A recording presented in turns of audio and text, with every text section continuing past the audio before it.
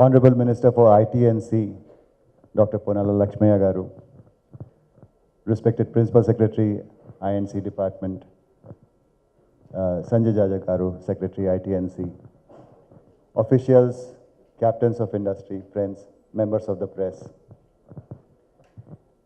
It gives me very great happiness today.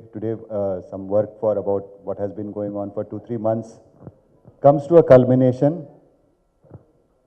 Much of it will be explained by our Honorable Minister. She has been leading us into carrying out a number of very positive steps in the industry. And I hope that today's step also meets what Madam requires for us to transform this industry department to make it very investor friendly, very welcoming, not only for outside industries which want to come to Andhra Pradesh, but also for the industries which are already located here. There are certain problems which we are struggling hard to overcome, but there are many other things which will facilitate entrepreneurial activity, which will give a fillip to our industrial activity and encourage them to keep striving and going forward even in difficult times.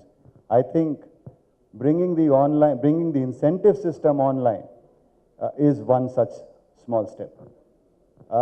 I would just like to take 1 minute here to explain what is the significance. Mostly what happens, Madam, is that industries right now, and from time to time in different times also, come across a cycle where their finances are little constrained, perhaps because of market, because of production losses, because of power, etc. and all that.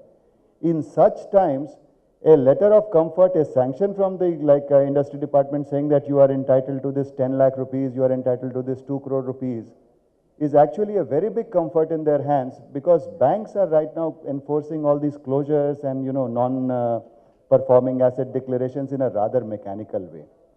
So in this context, industries often face difficulties in liaising with the district officials and then the central office officials and all that, making multiple trips, giving proofs of various documents, going through rounds and rounds of queries, and the delay in sanction often hurts them quite badly.